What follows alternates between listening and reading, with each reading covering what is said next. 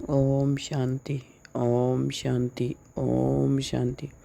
आज है 29 जून 2025। अव्यक्त बाप दादा। रिवाइज डेट 31 दिसंबर 2005। नए वर्ष में अपने पुराने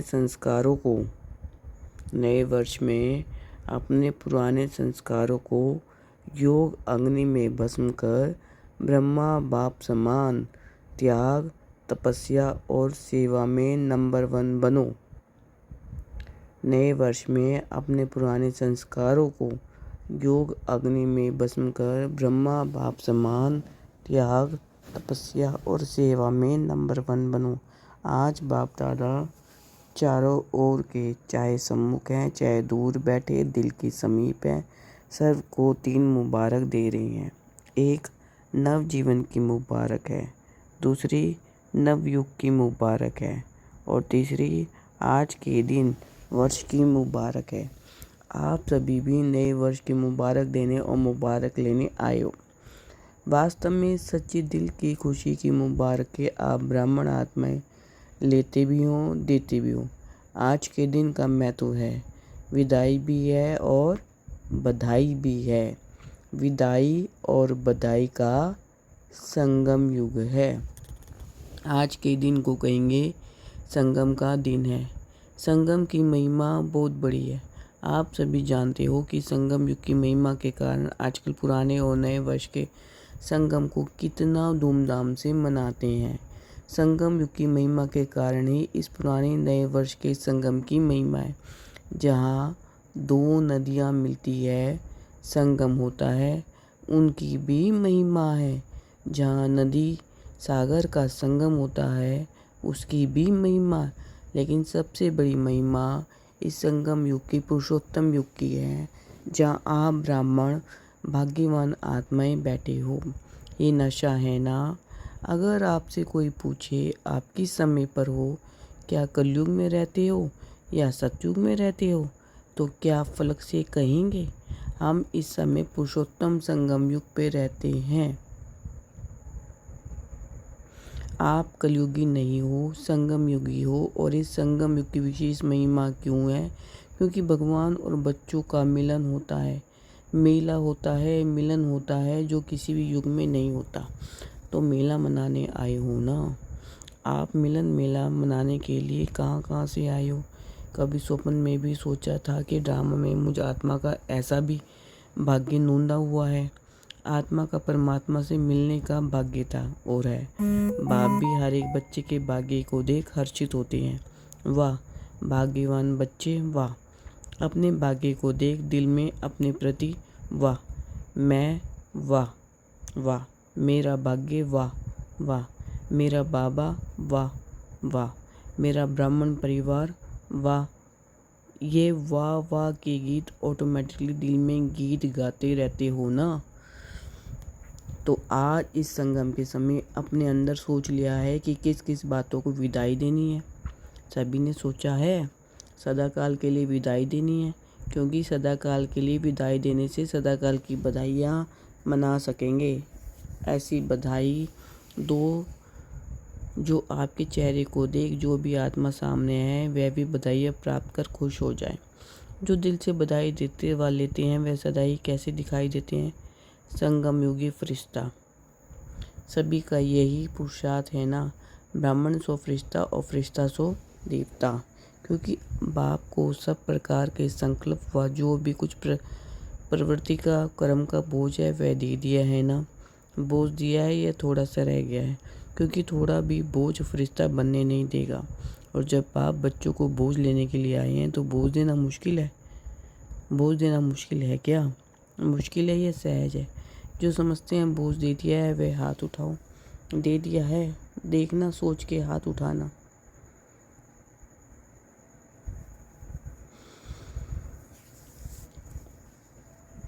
बोझ दे दिया है? अच्छा दे दिया है तो बहुत मुबारक हो। और जिन्होंने नहीं दिया है वह किस लिए रखा है?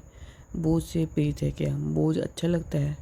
देखो बाप दादा हर बच्चे को क्या देखते हैं, ओ मेरे बेफिक्र बादशाह बच्चे। तो बोझ का फिक्र होता है ना। तो बोझ लेने के लिए बाप आए हैं, क्योंकि 63 जन्म से बाप देख रहे हैं बोझ उठाते उठाते सभी बच्चे बहुत भारी हो गए हैं। इसलिए जब बाप बच्चों को प्यार से कह रहे हैं बोझ दे दो, फिर भी क्यों रख दिया है? क्या बोझ अच्छा लगता है? सबसे सूक्ष्म बोझ है पुराने संस्कार का।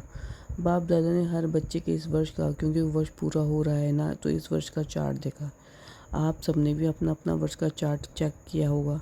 तो बाप दादा ने देखा कि कई बच्चों को इस पुराने संस्कार के आकर्षण कम हुई है, पुराने संबंध की भी आकर्षण कम हुई है, लेकिन पुराने संस्कार उसका बोझ मेजोरिटी में रहा हुआ है किसी न किसी रूप में, चाहे मनसा अशुद्ध संकल्प नहीं, लेकिन व्यर्थ संकल्प का संस्कार अभी भी परसेंट में दिखाई देता है, वाचा में भी दिखाई देता है, संबंध संपर्क में भी कोई ना कोई संस्कार अभी भी दिखाई देता है। तो आज बाप दादा सभी बच्चों को मुबारक के साथ साथ ये इशारा देते हैं कि यह रहा हुआ संस्कार समय पर धोखा देता भी है और अंत में भी धोखा देने के निमित्त बन जाएगा। इसलिए आज संस्कार का संस्कार करो। हर एक अपने संस्कार को जानता भी है, छोड़ना चाहता भी है, तंग भी है, लेकिन सदा के लिए परिवर्तन करने में तीव्र पुरुषार्थ नहीं है। पुरुषार्थ करते हैं लेकिन तीव्र पुरुषार्थ नहीं है। कारण तीव्र पुरुषार्थ क्यों नहीं होता? कारण यही है, जैसे रावण को मारा भी, लेकिन सिर्फ मारा नहीं, जलाया भी। ऐसे मारने के लिए पुरुषार्थ करते हैं, थोड़ा बेहोश भी होता है संस्कार, लेकिन जलाया नहीं तो बेहोशी से बीच बीच में उड़ जाता है।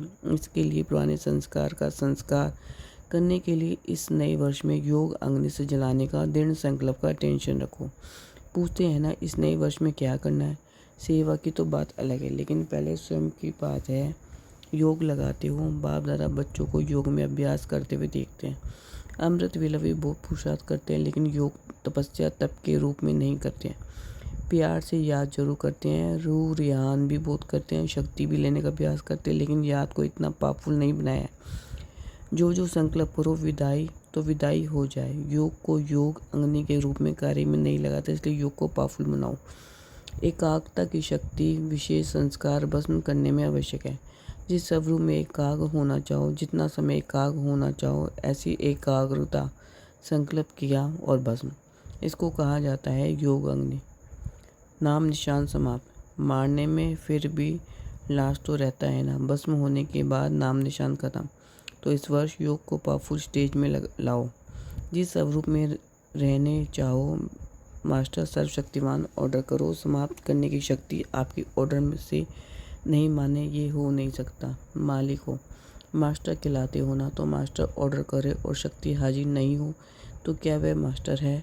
तो बाप दादा ने देखा कि पुराने संस्कार का कुछ न कुछ अंश अभी भी रहा हुआ है, और वे अंश बीच बीच में वंश भी पैदा कर देता है, जो कर्म तक भी काम हो जाता है। युद्ध करनी पड़ती है तो बाप दादा को बच्चों का समय प्रमाण युद्ध का स्वरूप पाता नहीं है। बाप दादा हर बच्चे को मालिक के रूप में देखना चाहते हैं। ऑर्डर करो जी हजूर। तो सुना इस वर्ष सुहाग के प्रति क्या करना है? शक्तिशाली बेफिक्र बादशाह, क्योंकि सभी का लक्ष्य है। किसी से भी पूछो तो क्या कहते हैं? हम विश्व का राज्य प्राप्त करेंगे, राज्य अधिकारी बनेंगे, अपने को राजयोगी कहलाते हैं। प्रजा योगी है क्या? कोई है सारी सभा में जो प्रजा योगी हो? है जो प्रजा योगी हो, राजयोगी नहीं हो? टीचर्स कोई है आपके सेंटर पे? कोई प्रजा योगी है? कहलाते तो सब राजयोगी हैं। प्रजा योगी में हाथ कोई नहीं उठाता। अच्छा नहीं लगता है ना? और बाप को भी फकूर है। बाप दादा फकूर से कहते हैं कि संगम युग पर भी हर बच्चा राजा बच्चा है। कोई बाप ऐसे फलक से नहीं कह सकता कि मेरा एक एक बच्चा राजा है, लेकिन बाप दादा कहते हैं कि हर एक बच्चा स्वराज्य अधिकारी राजा है। प्रजा योगी में तो हाथ नहीं उठाया ना, तो राजा होना, लेकिन ऐसा ढीला ढाला राजा नहीं बनना जो ऑर्डर करो और आवे नहीं। कमज़ोर राजा नहीं बना। पीछे वाले कौन है? पीछे वाले कौन हो? जो समझते हैं राजयोगी है वे हाथ उठाओ। ऊपर भी बैठे हैं, गैलरी में बैठे हुए हाथ हिला रहे हैं। आज हॉल में 18,000 भाई बहन बैठे हैं। बाप दादा देख रहे हैं, हाथ उठाओ ऊपर वाले। तो अभी यह लास्ट टर्न में शुरू हो जाएगा, तो 3 मास बाप दादा देते हैं, ठीक है, देवें, होमवर्क देंगे, क्योंकि ये बीच बीच का होमवर्क भी लास्ट पेपर में जमा होगा। तो 3 मास में हर एक अपना चार्ट चेक करना कि मैं मास्टर सर्वशक्तिमान होकर किसी भी कर्मेंद्रिया को, किसी भी शक्ति को जब ऑर्डर करे, जो ऑर्डर करे वह प्रैक्टिकल में ऑर्डर माना या नहीं माना। कर सकते हो? पहली लाइन वाले कर सकते हो, हाथ उठाओ। अच्छा, 3 मास कोई भी पुराना संस्कार वार नहीं करो। अलबेली नहीं बनना, रॉयल अलबेलापन नहीं लाना, हो जाएगा। बाप दादा तो से बहुत मीठी मीठी बातें करते हैं, कहते हैं बाबा आप फिक्र नहीं करो, हो जाऊंगा। बाप दादा क्या करेगा, सुन सुन कर मुस्कुरा देता है। लेकिन बाप दादा इन 3 मास में अगर ऐसी बात की तो मानेगा नहीं। मंजूर है तो हाथ उठाओ, दिल से हाथ उठाना, सभी के कारण हाथ नहीं उठाना। करना ही है, चाहे कुछ भी सहन करना पड़े, कुछ छोड़ना पड़े, कोई हर्जा नहीं, वरना करना ही है। पक्का पक्का पक्का टीचर्स करना है। अच्छा, ये ताज वाले बच्चे क्या करेंगे? छोटे बच्चे ताज पहनकर सामने बैठे।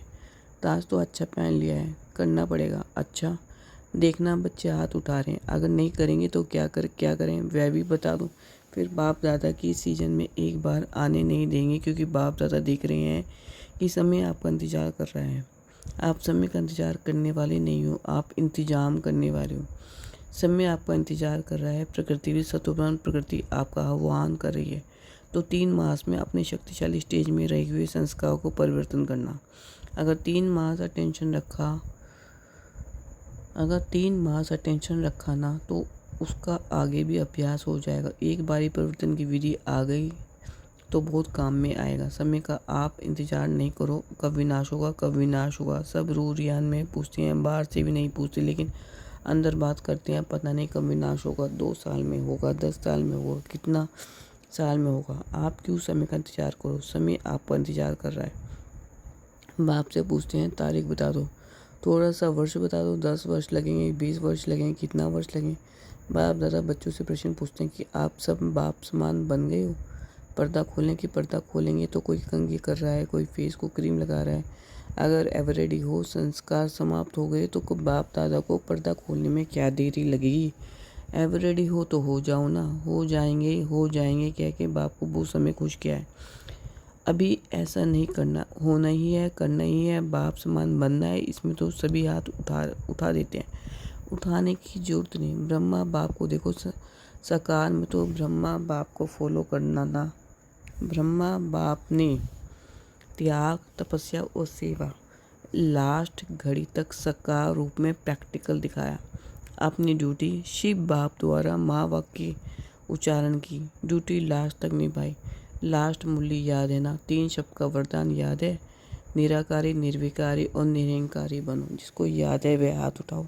अच्छा, सभी को याद है, मुबारक हो। त्याग भी लास्ट दिन तक किया, अपना पुराना कमरा नहीं छोड़ा। बच्चों ने कितना प्यार से ब्रह्मा बापू का, लेकिन बच्चों के लिए बनवाया, स्वयं नहीं यूज किया। और सदा 2:30-3 बजे उठकर स्वयं प्रति तपस्या की, संस्कार भस्म किए, तब कर्मातीत अव्यक्त बने, फरिश्ता बने। जो सोचा वह करके दिखाया। कहना, सोचना और करना, ये तीनों समान। फॉलो फादर, लास्ट तक अपने कर्तव्य में पूर्ण रहे। पत्र भी लिखे, कितने पत्र लिखे, सेवा भी नहीं छोड़ी। फॉलो फादर, अखंड महादानी नहीं, अखंड महादानी का प्रैक्टिकल रूप दिखाया। अंत तक, लास्ट तक बिना आधार के तपस्वी रूप में बैठे। अभी बच्चे तो आधार लेते हैं ना बैठने का, लेकिन ब्रह्मा बाप ने आदि से अंत तक तपस्वी रूप रखा। आंखों में चश्मा नहीं डाला, ये सूक्ष्म शक्ति है। निराधार, शरीर पुराना है, दिन प्रतिदिन प्रकृति, हवा, पानी दूषित हो रहा है। इसलिए बाप दादा आपको कहते नहीं है क्यों आधार लेते हो, क्यों चश्मा पहनते हो। पहनो, भले पहनो, लेकिन शक्तिशाली स्थिति जरूर बनाओ। सारे विश्व का कार्य समाप्त किया है। बाप दादा आपसे प्रश्न पूछता है, आज सभी संतुष्ट हो कि विश्व कल्याण का कार्य पूरा हो गया है। जो समझते हैं कि विश्व कल्याण का कार्य समाप्त हो गया वह हाथ उठाओ। एक भी नहीं तो कैसे कहते हो विनाश हुआ, काम तो पूरा किया नहीं। अच्छा, चारों ओर के सदा उमंग उत्साह में आगे बढ़ने वाले, सदा हिम्मत से बाप दादा की पदम गुराम मदद के पात्र बच्चों को सदा विजयी रतन है। हर कल्प में विजयी बने थे, अब भी हैं और हर कल्प में विजयी ही हैं। ऐसे विजयी बच्चों को सदा एक बाप दूसरा न कोई, न संसार की आकर्षण, न संस्कार की आकर्षण।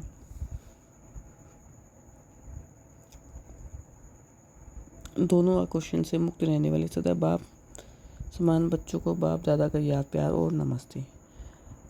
हम रूहानी बच्चों की रूहानी बाप दादा को दिल व जान से सिख व प्रेम से नमस्ते, गुड मॉर्निंग, शुक्रिया मीठे मीठे बाबा। वरदान। सदाकाल के टेंशन द्वारा विजय माला में पिरोने वाले बहुत समय के विजय भव। सदाकाल के टेंशन द्वारा विजय माला में पिरोने वाले बहुत समय के विजय भव। बहुत समय के विजय माला के मणके बनते हैं। विजय बनने के लिए सदा बाप को सामने रखो। जो पाप ने किया वही हमें करना है। हर कदम पर जो पाप का संकल्प वही बच्चों का संकल्प, जो पाप के बोल वही बच्चों के बोल, तब विजयी बनेंगे। ये टेंशन सदाकाल का चाहिए, तब सदाकाल का राज्य भाग्य प्राप्त होगा। क्योंकि जैसा पुरुषार्थी वैसी प्रारब्ध है। सदा का पुरुषार्थ जो सदा का राज्य भाग्य है। स्लोगन। सेवा में सदा जी हाजिर करना यही प्यार का सच्चा सबूत है। सेवा में सदा जी हाजिर करना यही प्यार का सच्चा सबूत है। अव्यक्त इशारे। अब आत्मिक स्थिति में रहने का अभ्यास करो, अंतर्मुखी बनो। जैसे कोई भी व्यक्ति दर्पण के सामने खड़ा होते ही स्वयं का साक्षात कर लेता है, वैसे आपकी आत्मिक स्थिति आसक्ति रूपी दर्पण के आगे कोई भी आत्मा आवे तो वे एक सेकंड में सुबह स्वरूप का दर्शन व साक्षात्कार कर लेवे। आपके हर कर्म में, हर चलन में रूहानियत की अटेंशन हो। जो स्वच्छ आत्मिक बल वाली आत्माएं हैं वे सबको अपनी ओर आकर्षित जरूर करती है। ओम शांति।